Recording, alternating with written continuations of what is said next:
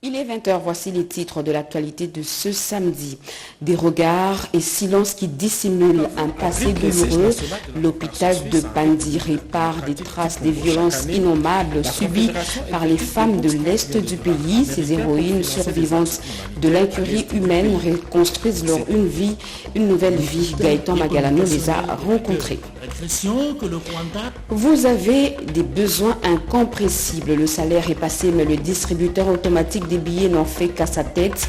Avec angoisse, vous courez les rues de Kinshasa à la recherche de plus dociles. Soit il n'y a pas de connexion, soit il n'y a pas de liquidité, un supplice mensuel des fonctionnaires. Nous y reviendrons. Voilà pour les titres. Mesdames et messieurs, bonsoir et très heureuse de vous retrouver à travers cette grande édition d'information sur la chaîne nationale. Au 4e jour de sa visite officielle en République démocratique du Congo, le président de la Confédération helvétique, Alain Berset, a visité plusieurs infrastructures publiques et privées financées par la Suisse dans la ville de Bukavu, dans la province du Sud Kivu. Cette ronde l'a conduit tour à tour à la colline de Karale et à Kadutu, ainsi qu'à Pandi. Il a aussi visité le centre d'apprentissage professionnel et artisanal Kappa, ainsi que l'hôpital de Pandi. Les détails dans nos prochaines éditions, mais maintenant, en images, nous revenons sur son arrivée à Bukavu, dernière étape de sa tournée en République démocratique du Congo jusqu'à Kosema. La ville de Bukavu abrite le siège national de la coopération suisse en République démocratique du Congo. Chaque année, la Confédération helvétique débourse 30 millions de dollars américains pour financer des actions humanitaires à l'est du pays.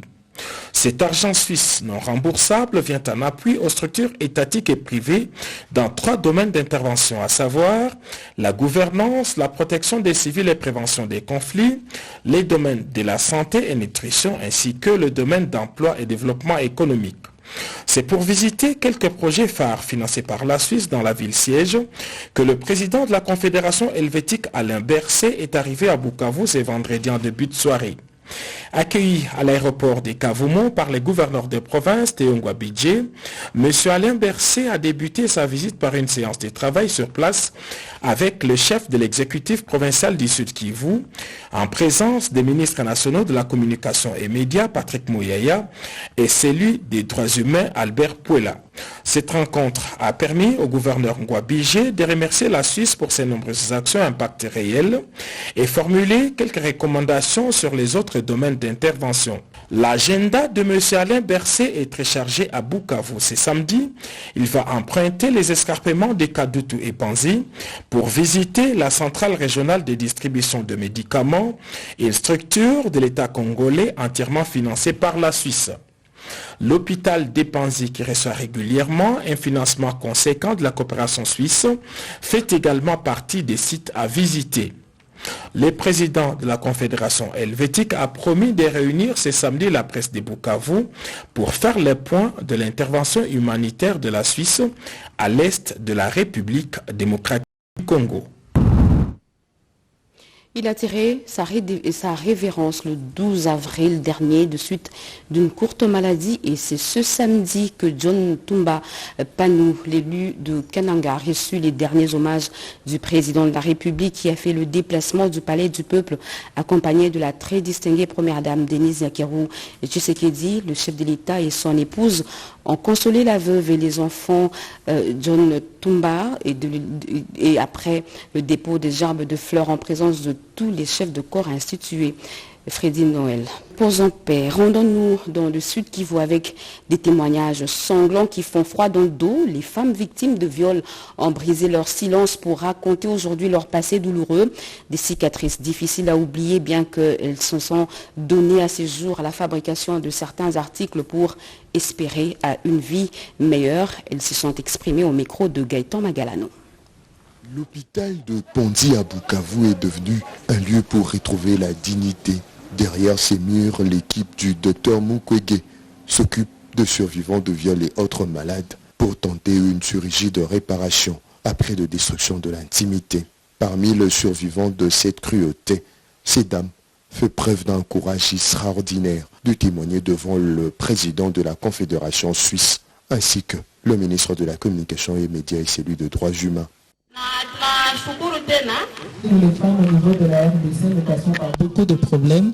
La guerre, les maladies, le viol, comme nous ici. Pour nous redonner confiance et nous rassurer, nous montrer que nous avons encore de la valeur, malgré tout ce parfois nous sommes passés. Il a mis des médecins, du personnel soignant pour nous traiter le corps, mais aussi des psychologues pour nous traiter le mental. Moment émouvant pour celle qui doit désormais avancer malgré un passé dramatique. Pour encadrer la réinsertion sociale de femmes, un petit commerce de produits fabriqués localement a vu le jour ce samedi matin exposé devant les invités pour permettre aux survivants de continuer le combat de la vie.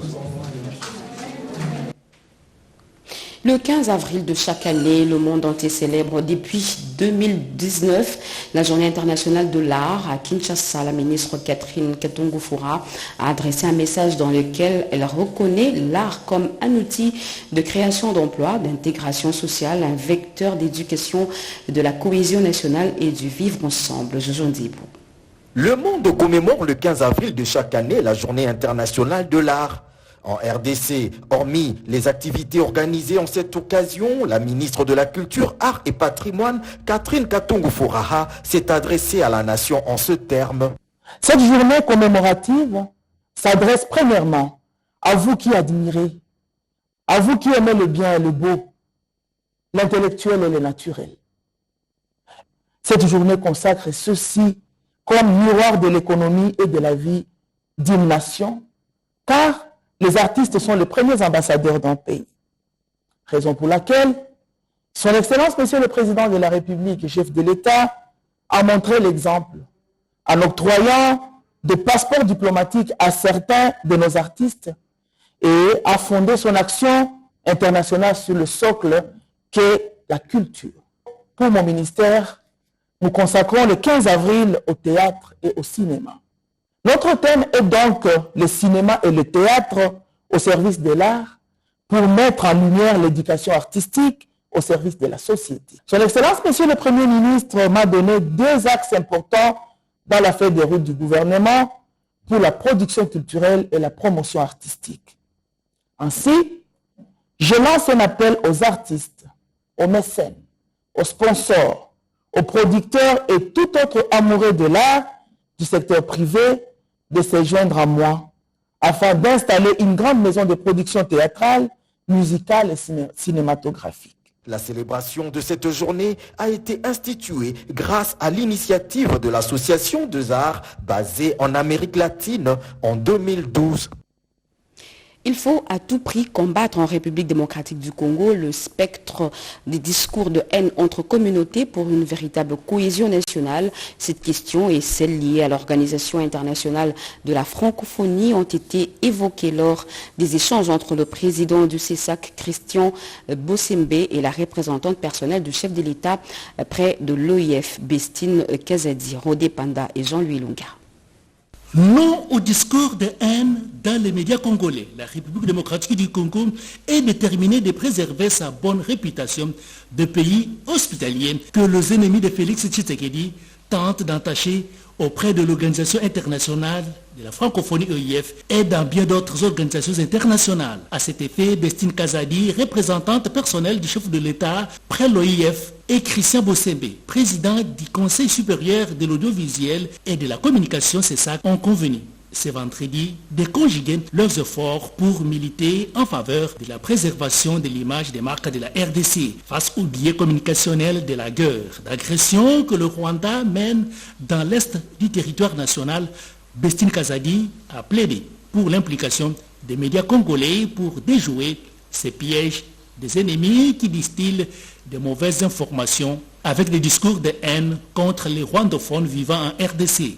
Nous avons décidé dans un premier temps de voir quels étaient nos points forts, de les associer pour mutualiser nos efforts pour la République démocratique du Congo. Et nous allons d'ailleurs travailler ensemble. Quand on regarde le gouvernement de la République démocratique du Congo, il est constitué de plusieurs ethnies différentes et il n'y a ni discrimination et ni des ethnies minoritaires. Et les journalistes congolais qui vont nous aider à communiquer justement dans ce sens-là. La RDC est une terre d'hospitalité, la RDC est une terre ouverte aux affaires, aux projets communautaires. Le président du CESAC, pour sa part, durcit le ton contre les déviations. Les médias qui vont se distinguer dans la propagation de faux bruits, des discours de haine et même de eh bien ces médias-là seront fermés, ces journalistes-là seront châtiés. Ici est de rappeler que dans son discours du 3 novembre 2022 à la nation congolaise, Félix Tshisekedi a appelé les Congolais à ne pas céder aux propos xénophobes et autres discours de haine. À l'Office de route, l'heure est à l'harmonisation des effectifs et à la gestion des travaux routiers à travers le pays, ainsi qu'au renforcement des capacités du personnel. Cet atelier a été lancé par le directeur général de l'Office de route, Jano Kikandala, Joël Makela et Diane Balakambombo. Les problèmes liés aux effectifs des agents et cadres de l'Office des routes et la gestion des travaux routiers ont fait l'objet d'un atelier afin de remédier à ces questions difficiles. Ces travaux ont été animés par le directeur général de l'Office des routes, Jano Kikandala, qui a annoncé quelques pistes de solutions. Nous avons voulu que cette rencontre ait lieu. C'était à la quasi-unanimité d'une réunion de direction. Les explications contenues dans les différentes fiches que nous a présentées ce jour-là ne pouvaient pas être transmises à distance par crainte qu'une mauvaise interprétation soit faite. Or, lorsqu'une mauvaise interprétation est faite par rapport à ces informations, automatiquement ça allait biaiser les résultats que nous on attendait. Concernant les discordances suite à l'effectif présenté par les divisions chargées des rémunérations et des gestions du personnel, des solutions idoines suivront, a rassuré le directeur général de l'Office des routes. La délégation congolaise de l'Agence nationale pour le développement de l'entrepreneuriat veut s'inspirer du modèle entrepreneurial canadien. En mission de travail, le directeur général Ezekiel Bidoya a fait la ronde de quelques universités de la place, notamment le Carrefour Entrepreneuriat Innovation et l'Institut de recherche sur les PME basé à l'Université de Québec et l'Université de Montréal. Notre envoyé spécial Mérinde qui nous en parle. Le Carrefour Entrepreneuriat Innovation CEI, basé à l'Université du Québec à Trois-Rivières, a constitué la première étape de cette ronde. Dans cette université est prévu un programme spécifique sur l'entrepreneuriat dans le but d'aider les jeunes à bénéficier d'une formation spécifique en entrepreneuriat, contrairement en RDC où l'entrepreneuriat vient s'ajouter à d'autres connaissances acquises à l'université. Ce partage d'expérience est d'une importance capitale pour l'ANADEC qui a dans ses attributions la formation de PME. Le DG Ezekiel Bidoya s'est dit satisfait des efforts consentis par le gouvernement congolais à travers son programme PRONADEC qui tient à matérialiser le projet Prodige avec pour rôle d'insérer les notions entrepreneuriales. Nous avons signé un partenariat avec DGE. L'idée, c'est vraiment ce partage d'expérience. Il y aura également des missions économiques qui seront envisagées. Les entrepreneurs à la fois du Québec qui peuvent venir au Congo pour voir les opportunités qu'il y a et éventuellement ceux du Congo venir ici. Mais après, c'est pendant une durée de 3 ans, il y a beaucoup de champs d'expérience qui vont être faits. HIC Montréal, dernière étape de la mission de l'ANADEC au Canada, les DG de l'ANADEC, Ezekiel Bidoya, s'est réjoui de cette mission riche en enseignements. Il est maintenant question d'établir une feuille de route commune entre l'ANADEC et DigiHub pour la concrétisation de projets retenus. Répression des infractions liées à la sous-traitance dans les entreprises. L'autorité des régulations de la sous-traitance dans le secteur privé a respect et doté désormais des officiers de police judiciaire. Les agents sélectionnés viennent de clôturer leur formation. Le directeur général Miguel Katem Kachal se dit rassurant de la qualité de formation administrée à ces OPJ. Regardez.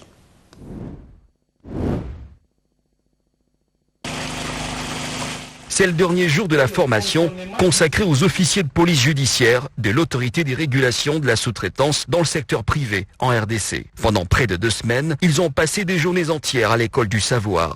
Les techniques et procédés judiciaires ainsi que les méthodologies d'enquête sont entre autres les matières qui leur ont été dispensées, palier par palier, par des formateurs attitrés et agréés afin de leur permettre d'être à la hauteur de la grande opération de contrôle qui les attend, l'un de ces quatre. Les dossiers s'interrogent au cas par cas. Tous les cas ne sont pas les mêmes. Si un OPJ tombe dans la routine. Pendant ce temps, l'invité surprise arrive. Il s'agit du directeur général de la RSP, l'honorable Miguel Katem Cachal. Tel un capitaine qui porte à bras-le-corps la charge de l'amélioration du secteur de la sous-traitance dans le pays, il est venu armer moralement ses troupes et leur communiquer les orientations du président de la République reçues auprès de celui-ci, il y a de cela quelques jours. La nation attend beaucoup de vous et les chefs de l'État attendent beaucoup de la RSP. On va investir en vous, c'est bien, mais aussi nous serons très rigoureux parce que ce qui engage l'image de la société au travers des tierces, c'est vous, les OPJ.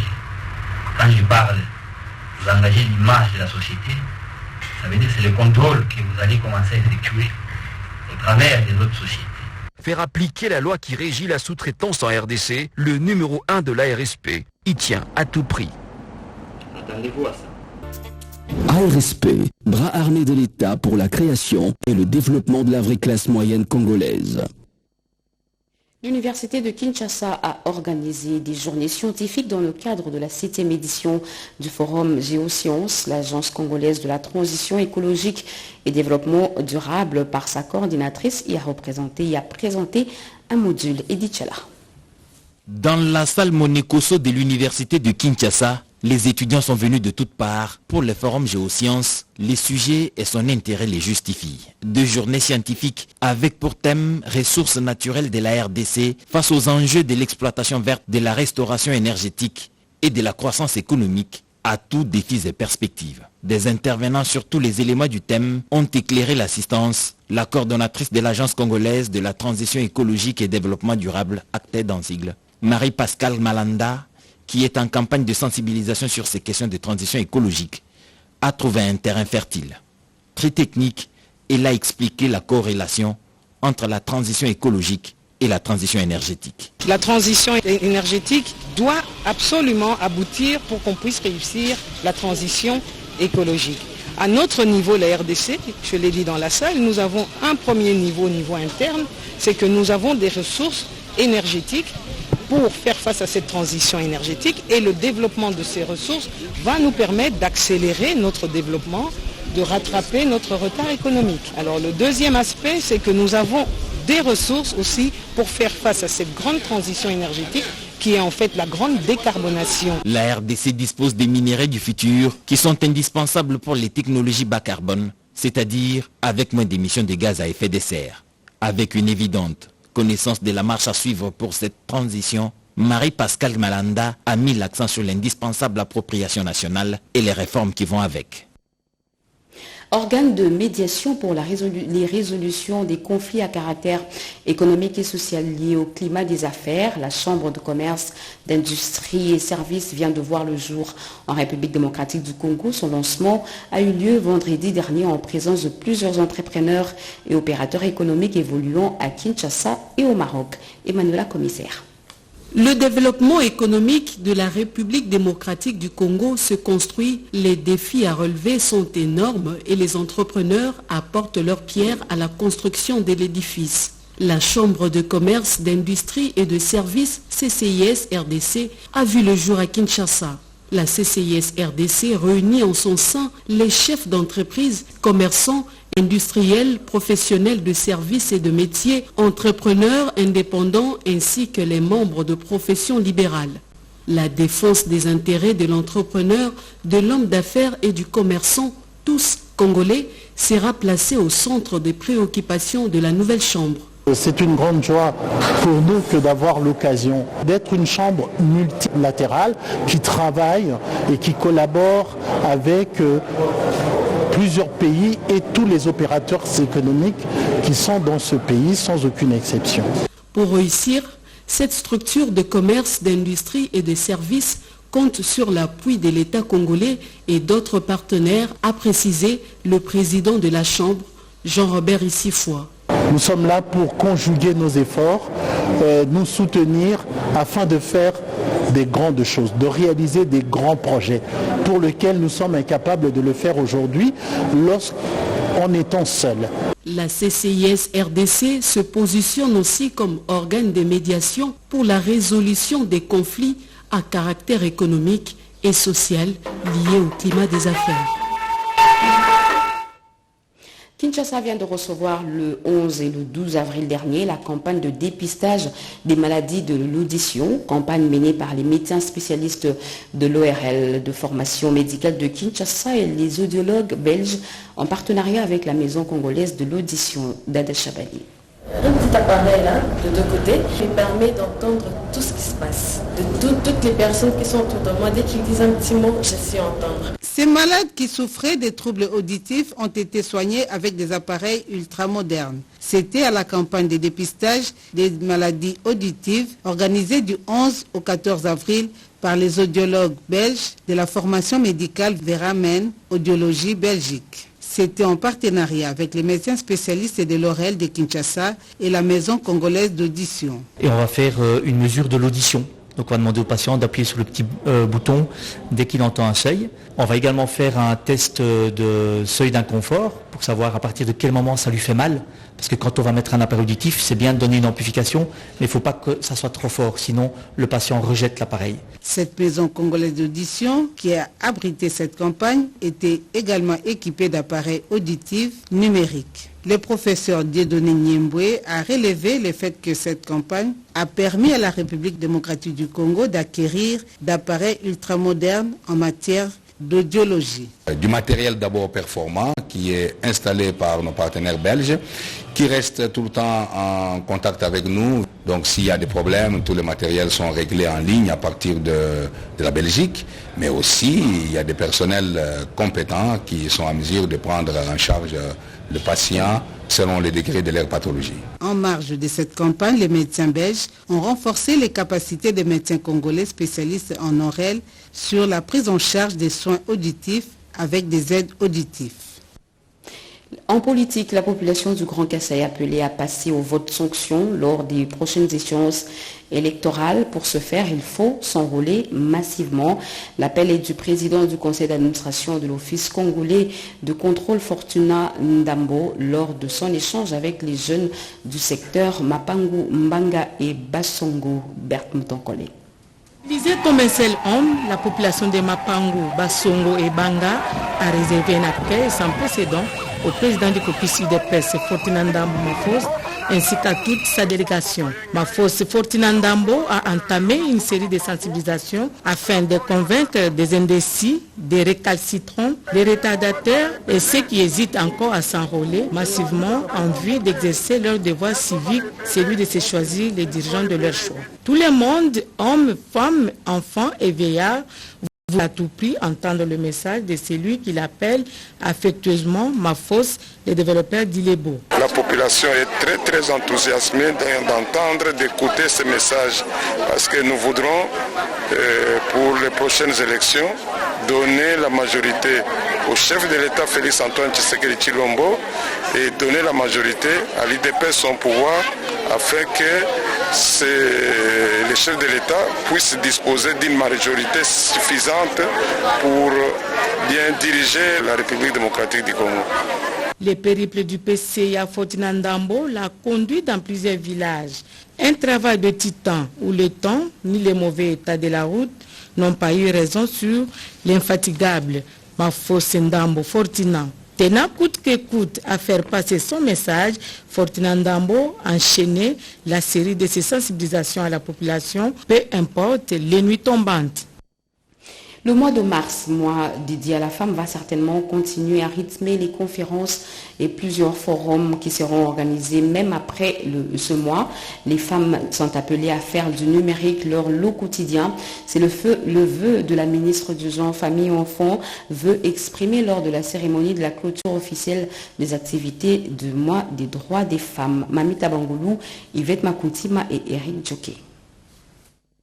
Devant les partenaires techniques et financiers du gouvernement, Mme Mireille Massangou en a appelé à la poursuite de la lutte pour réduire les inégalités dans le domaine du numérique. En ce 21e siècle, aucune nation ne peut se passer du numérique pour son développement, car le numérique est désormais à la base de toute dynamique de croissance économique, industrielle et de réduction de la pauvreté dans l'optique de l'amélioration des conditions de vie des populations. Nous voici aujourd'hui au terme des activités que nous avions lancées le 8 mars 2023. Je profite de l'occasion pour rappeler que c'est pour la première fois dans l'histoire de notre pays qu'un chef de l'État s'est déplacé pour communier avec les femmes le 8 mars, raison pour laquelle je les remercie très sincèrement.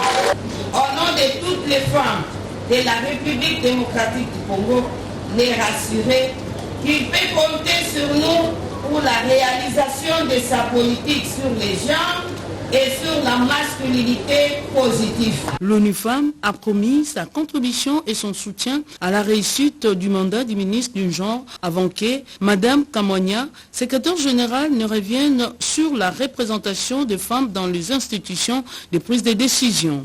Les bailleurs de fonds, Laurent Paris-Patello, tiennent à la suppression de toutes les formes de violences basées sur le genre. Au cours du mois dédié à la femme, le ministère du Genre a organisé plusieurs manifestations. Parmi les importantes, il faut signaler la levée de fonds pour les victimes de violences dans l'Est du pays. Des femmes ménagères à la femme autonomisée et numérisée pour la paix. Les membres de la dynamique des femmes de Maïndombe se sont longuement étalés autour de cette thématique lors d'une conférence débat. Jean-Pierre Ndolo Demazo. Madame Odette Guéma a tablé son intervention sur deux concepts, l'autonomisation et la numérisation de la femme. Selon elle, il faut mettre à la disposition de la femme toutes les ressources nécessaires pour lui permettre de se prendre en charge tout au long de sa vie. L'autonomisation est donc un processus, un investissement. Quant à la numérisation, le pays doit faire bénéficier à la femme les nouvelles technologies. Pour cela, le pays doit être connecté au réseau mondial par la fibre optique. C'est le cas pour la République démocratique du Congo qui doit se doter de 4C, la connectivité, la capacité humaine, la capacité industrielle et le contrôle. La numérisation permet à la femme d'être performante, meilleure communicatrice et lui permet de révolutionner le monde. Madame Odette Guéma dit ici ce qu'elle attend de la femme autonomisée et numérisée. L'autonomisation, ce n'est pas un concept propre à la femme, ce qui veut dire qu'il faut absolument investir. Donc il y a un investissement à faire, c'est un processus. Et pendant ce processus, on est en train de construire l'être humain qui devra jouer un rôle au niveau social, moral, au niveau intellectuel, et qu'il fallait absolument mettre en lui, à l'être humain, des ressources nécessaires qu'il pourra utiliser tout au long de sa vie. Ensuite, la femme numérisée, c'est-à-dire dans cette autonomisation-là, la femme doit pouvoir avoir l'envie, la recherche de l'information et suivre un peu tous les changements qui s'opèrent dans le monde. Maintenant, comme on est dans les numériques, elle doit savoir ce que c'est et surtout qu'on devra absolument essayer de renforcer ses capacités dans la connaissance de ces technologies pour que la fracture numérique entre la fille et le garçon ne puisse pas s'accentuer. La femme autonomisée et numérisée est donc un facteur de développement sur qui le pays devra compter. Et les femmes quinoises sont appelées à militer davantage pour le combat des femmes. L'appel a été lancé au cours d'une conférence organisée par la députée nationale Henriette Ouamou. Ces femmes venues des quatre coins de la ville de Kinshasa ont été réconfortées afin de militer davantage pour l'effectivité de différentes lois en leur faveur. Dans cette démarche, ces dernières ont été éclairées sur l'historique de ces combats. C'était au cours de la journée marquant la clôture des activités du mois de mars. La députée nationale Henriette Ouamou, présidente de l'Alliance pour la réforme de la République, a à cette occasion énuméré quelques points qui présagent un lendemain meilleur dans les combats liés aux droits de la femme. Aujourd'hui, je suis heureuse de constater que notre pays a fait un grand pas dans la poursuite de l'objectif de parité homme-femme. La législation congolaise a sérieusement évolué dans ce sens. À titre d'exemple, la loi électorale a été modifiée. La voix de la femme a été entendue et a obtenu le non-paiement de la caution électorale. C'est pourquoi l'ADR remercie le chef de l'État, Félix-Antoine Tshisekedi Tshilombo, pour la masculinité positive, soutenant ainsi le combat de la femme. Toutefois, il a précisé que les femmes doivent prendre à bras le corps cette lutte. Je vous invite à vous engager dans le combat. L'histoire nous apprend que les droits ne s'octroient pas, ils s'arrachent au prix de la lutte. En signe d'encouragement, les invités ont reçu des cadeaux, question de démontrer le caractère convivial de ces échanges axés sur le leadership féminin. À chaque pays, même mouvement pour les travailleurs d'un distributeur à l'autre à la recherche de leur dû. Pas de connexion, pas de liquidité, le parcours est long. Un constat fait par Luzette Sakala. DAB, distributeur automatique de billets, a été conçu à l'origine pour répondre à un besoin de l'utilisateur afin de retirer de l'argent liquide facilement à l'aide d'une carte bancaire et de son code secret à 4 chiffres. Cet exercice qui paraît simple et rapide est malheureusement devenu un casse-tête en RDC, plus précisément dans la capitale, Kinshasa. La situation est beaucoup plus grave pendant la période de paie des agents et fonctionnaires de l'État. À Kinshasa, il faut s'armer de courage et surtout de patience pour accéder à son compte via le distributeur afin de retirer son argent. Et pourtant, à l'ère du numérique, retirer de l'argent au distributeur devrait se faire à n'importe quelle heure, n'importe quel moment. Bref, c'est avoir avec soi son argent en cash sous forme électronique pour s'en servir en cas d'urgence ou de besoin. Il arrive malheureusement de marcher pendant 7 jours d'affilée et sillonner tous les distributeurs de sa banque et au finish revenir bredouille chez soi. Problème de connexion par-ci, manque de liquidité par-là, mais aussi l'affluence des salariés au DAB n'est pas de nature à faciliter la tâche. Dès que la paye est annoncée, toute affaire cessante. Les agents se précipitent, chacun veut être servi, illico presto et tout le montant du salaire. Si les banques doivent multiplier les DAB et veiller à la permanence de la connexion Internet, il y a une éducation financière et bancaire amenée auprès des utilisateurs. Et ce communiqué, le ministère de l'Emploi, Travail et Prévoyance sociale invite tous les acteurs du monde du travail en général et les syndicats en particulier au strict respect des dispositions contenues dans l'arrêté ministériel du 23 février 2023 modifiant et complétant l'arrêté du 29 juin 2018 portant convocation et fixation du calendrier du déroulement des élections syndicales dans les entreprises et établissements de toute nature en République démocratique du Congo pour la session 2023-2026. En effet, le processus des élections syndicales déclenché par l'arrêté ministériel sus-évoqué a été momentanément suspendu en date du 24 mars 2023 par l'action judiciaire sous ROR 586 devant le Conseil d'État. Le Conseil d'État statuant sur cette cause en matière de référé liberté vient de débouter la partie intersyndicale nationale du Congo par son ordonnance ROR 586 signifiée à toutes les parties, validant ainsi notre décision en son audience publique du 10 avril 2023, faite à Kinshasa le 14 avril 2023, Claudine Ndusinkembe. Et en images, plus de 15 personnes œuvrant dans le secteur de la santé et bien d'autres secteurs en République démocratique du Congo viennent de recevoir des médailles de mérite dans l'ordre national, héros nationaux. Kabila Lumumba, le président de la République, grand chancelier des ordres nationaux, a personnellement pris part à cette cérémonie à la Cité de l'Union africaine, Blandine Zovo. Des médailles de mérite civique en arts, sciences et lettres, décernées à une dizaine de compatriotes et acteurs œuvrant dans le domaine socio-sanitaire, remarqués à travers les bons et loyaux services rendus à la nation congolaise.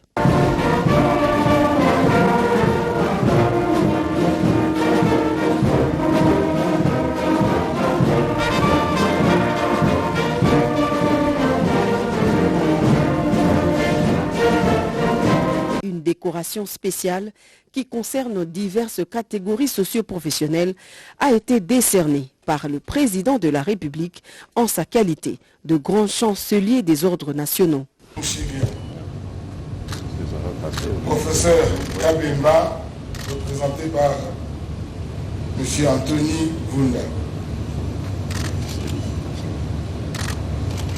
Professeur Fils André. Maître de cérémonie, le chancelier des ordres nationaux, le général-major André Matouté Zoulois, a indiqué à l'assistance que certains parmi les décorés sont des professeurs d'université comptant à leur actif des publications scientifiques qui couronnent leurs recherches en santé publique. Parmi les décorés, certains l'ont été à titre posthume, à l'instar du docteur Pierre Diomi Mawessa, du docteur Mouché Guéra et bien d'autres qui ont déjà quitté la terre des humains. Je suis la veuve du professeur Diomi. Nous sommes très reconnaissants. Quand je parle de nous, c'est la famille Diomi. Parce que le professeur Diomi, ce n'est pas un inconnu dans ces pays. Tout le monde sait ce qu'il était et ce qu'il a fait dans ces pays. Donc il mérite vraiment cette décoration. Bien que c'est à titre posthume, mais nous sommes très contents que le pays l'ait reconnu en tant qu'un fils qui a fait quelque chose pour ce pays. Donc nous sommes très reconnaissants au président de la République et à tout ce monde que vous avez vu, le monde médical, à qui il a donné cours. Tous ces médecins-là que vous avez vus, la plupart ont été ses élèves. Je suis extrêmement heureux et extrêmement fier. Et au nom de la famille, on est très content d'avoir reçu cette médaille aujourd'hui. Vous savez, le docteur a donné pratiquement toute sa vie à la médecine. Il a commencé à la base de Kitona comme médecin avant de revenir à Kinshasa, à l'université de Kinshasa, où il a été d'abord chef du département de chirurgie pendant plusieurs années. Il a également été professeur titulaire du cours de chirurgie à l'université de Kinshasa pendant beaucoup d'années aussi. Et il a eu à écrire beaucoup d'ouvrages, notamment un sur les kéloïdes et l'autre sur la chirurgie cardiovasculaire. Docteur Félicien Ilunga, nonagénaire de son état, est le tout premier médecin congolais, fruit de l'Université catholique de Louvanium. Diplômé en 1961, il est encore en vie et a également reçu sa médaille aux côtés du docteur Pascal Chamala d'une autre génération qui lui aussi a bénéficié de cette reconnaissance de la République. Je voudrais dire que je suis extrêmement content. Et je suis extrêmement honoré. Et ce jour J pour moi, c'est un jour J pour moi. Et c'est pour cela que je ne sais pas comment exprimer ma joie. Vraiment un grand merci à la République. Parce que ce qu'on a choisi de faire, c'est de soulager les malades. Et on l'a fait d'une façon tout à fait désintéressée, sans s'attendre à ce qu'un jour, on vous donne quelque chose. Alors aujourd'hui, je viens d'apprendre qu'on peut être héros sans être mort. Seulement parce qu'on a bien fait son travail. En tout cas, merci beaucoup à la République, merci beaucoup au président de la République. La chancellerie des ordres nationaux est un service public de l'État rattaché à la présidence de la République. Cette institution d'État est chargée d'octroyer des distinctions honorifiques et différentes décorations nationales, d'encourager et récompenser publiquement les personnes physiques ou morales s'étant distinguées dans l'accomplissement de leurs tâches dans divers domaines. Nous allons rester à la Cité de l'Union africaine où les décorés remercient le chef de l'État, grand chancelier des ordres nationaux, pour avoir reconnu leur mérite, des décorations décernées suite à leur travail exceptionnel rendu pendant des décennies au pays. On les écoute. D'abord, merci beaucoup. Nous remercions aussi le chef de l'État pour avoir pensé à décorer ce qui mérite en termes d'apport scientifique. Et vous savez que le professeur Diomi Pierre fut l'un des premiers chirurgiens congolais. Il a été le premier doyen de la faculté de médecine noire. C'est lui qui a formé beaucoup de médecins dans ces pays et son action a été vraiment déterminante pour la chirurgie en RDC. Et aujourd'hui, pour la famille Diomi, c'est un grand événement, c'est un espoir qui renaît, bien qu'il nous ait quittés, le professeur Diomi. Mais au moins symboliquement, aujourd'hui, nous sommes honorés, nous en tant que famille, pour son mérite, pour toutes ces actions qu'il a menées pour la médecine. Parce que lui, c'était un homme de science, bien qu'il ait travaillé avec le maréchal Mobutu, mais il a beaucoup contribué à la formation des médecins dans notre pays. C'est lui qui a, redynamisé la médecine. Après que les Belges soient partis, il fut donc l'un des pionniers de la chirurgie dans notre pays. Il a formé beaucoup de jeunes et à ce titre-là, nous lui resterons très attachés et très reconnaissants en tant que père et en tant que formateur. À la jeune génération, je dirais, moi aussi j'étais comme vous. Mais voilà où est-ce que je suis arrivé. Et je suis arrivé, non pas en chasse et Lokopamba, non, j'ai travaillé. Et donc, je vous invite à travailler, à chercher le meilleur. Et vous serez récompensé et vous allez entrer dans l'éternité comme je suis là. C'est un honneur pour moi, pour la famille et pour ma profession. Parce que ma profession, c'est une profession de foi. Et c'est un art qui exige l'abnégation, donc sans distinction, nous soignons nos malades. Quand cette profession devient un métier, les malades en pâtissent. C'est ainsi que nous sommes assignés la tâche d'aller jusqu'au bout, de soigner nos malades, depuis l'arrivée à l'hôpital jusqu'à la fin. Et nous surveillons ces patients-là avec beaucoup d'amour. Je vais vous dire que j'ai commencé à travailler aux cliniques depuis 1977. J'étais jeune, je n'étais pas encore mariée, donc je me suis mariée aux cliniques quand j'ai commencé mon travail. J'ai été affectée en pédiatrie et depuis lors je travaille là-bas. Quelque chose que je peux souligner, je suis parmi les premières infirmières qui ont amené les enfants cardiaques en Israël. Pendant qu'à ce moment-là, il y avait la guerre à Tel Aviv. Et j'ai dû supporter. J'ai fait des sacrifices. J'ai amené la première fois 7 enfants. Fin de ce journal, mesdames et messieurs. Merci de l'avoir suivi. Merci à vous qui nous suivez dans la commune de la Gombe à Kinshasa et partout ailleurs sur satellite. Restez avec nous. L'actualité continue sur nos antennes. Retrouvez à 23h José Baïtoambo. Et grand merci à vous.